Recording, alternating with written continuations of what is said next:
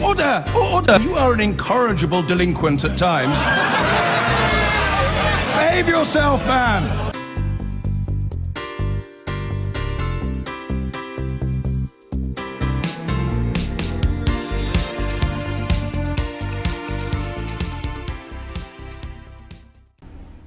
Well, there's some breaking news tonight about that other political leadership contest, this time in the UK Independence Party. We return now to Michael Crick. Michael, what can you tell us?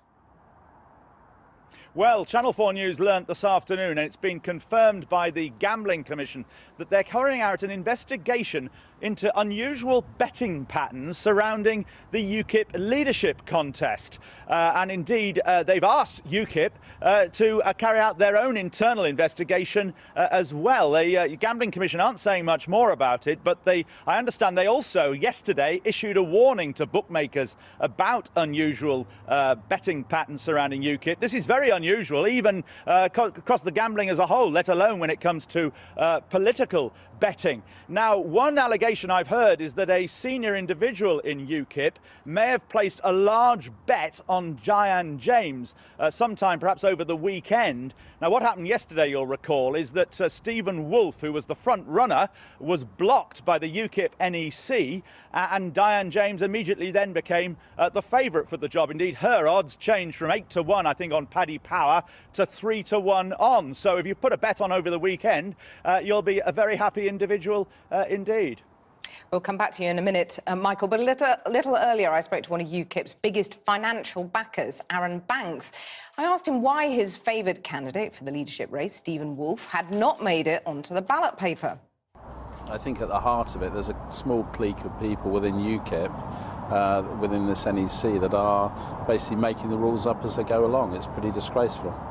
Well, you've accused Neil Hamilton and Douglas Carswell of a coup to get Stephen Wolfe off the ballot paper.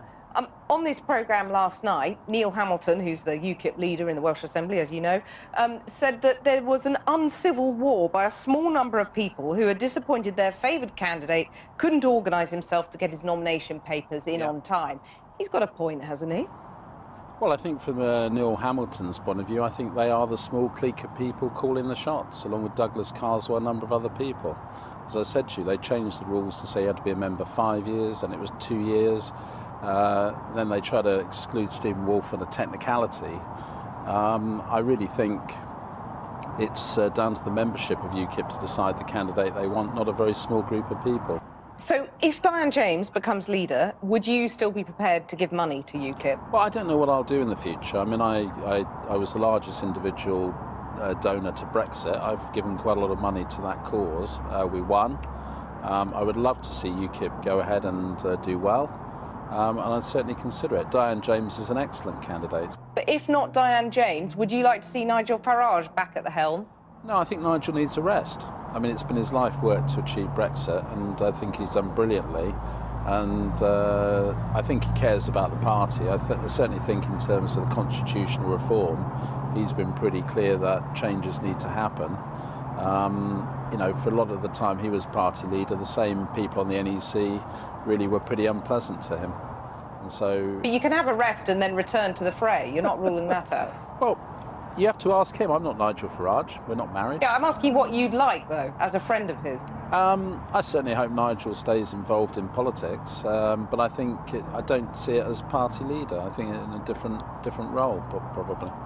After the referendum, you said that reports of hate crimes inspired by the kind of rhetoric of the referendum were, quote, media hysteria and a whole load of rubbish.